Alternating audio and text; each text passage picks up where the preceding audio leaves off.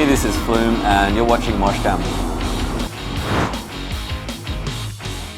Best venue would be, it's in Perth. I played there on New Year's Day. The name, I forget the name, but it's a big natural amphitheatre. I played this festival Wonderland there. Belvedere Amphitheatre.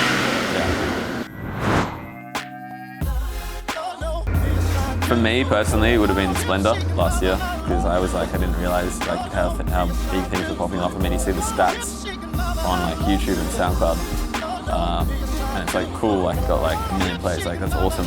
But then when you actually see physical people in front of you singing your songs, it's a big difference. And I started out that set and I didn't expect much because I was on super early.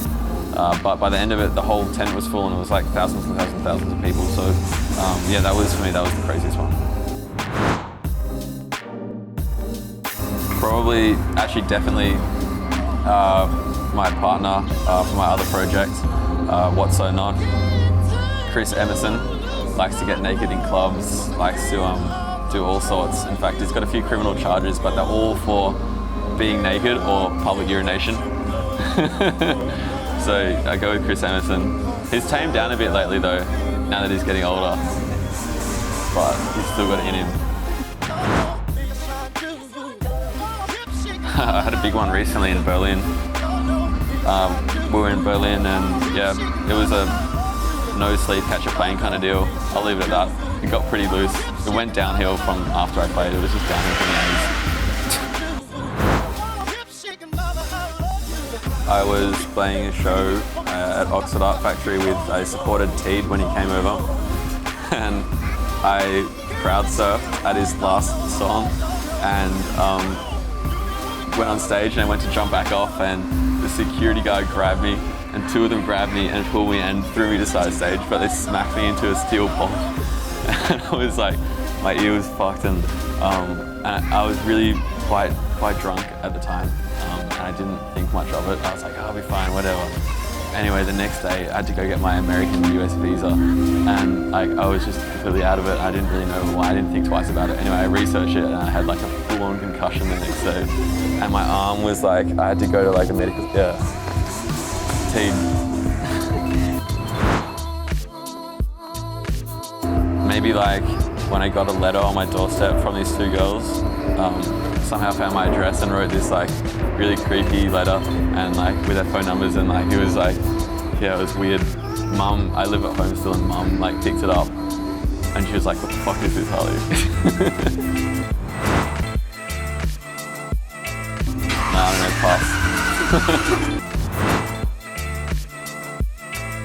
I don't know, I find a lot of the time on tour because coming from often I'll go to in Europe we would play at the club show and for some reason we had stupid early flights and we'd go straight from the club to the airport and then catch a plane to the next city and then do press and do your gig and then you'd go to sleep, but because you've done that 3 times in a row, you'd forget what country you're in and where you were and you'd wake up and I'd be hang on, what time is it, what country is this and where am I? Nearly had one shot down at, there's been a few close calls, but the most intense one was at Falls Festival when I played in Melbourne and basically the tent was 8,000 capacity tent. But the stage manager's there's 10,000 people in here right now and we might have to get everyone to evacuate the tent because it's getting too intense out there. And the last time this happened was when Limp Bizkit played years ago and somebody died. So this is 2 minutes, no, 30 seconds before I was supposed to go on stage, I was getting dropped this. He's so how good are you at crowd control? Have you done this before? You might have to get on the mic and tell everyone you're gonna have to get out of the tent before I start playing. I was are you serious, man? But it was fine. And he went out and did his little thing and told them all chill out, otherwise it's not gonna happen. And they did, thank God. I didn't think they would, but they did. And yeah, it was a great set. No, nothing major. No, not yet. Not yet.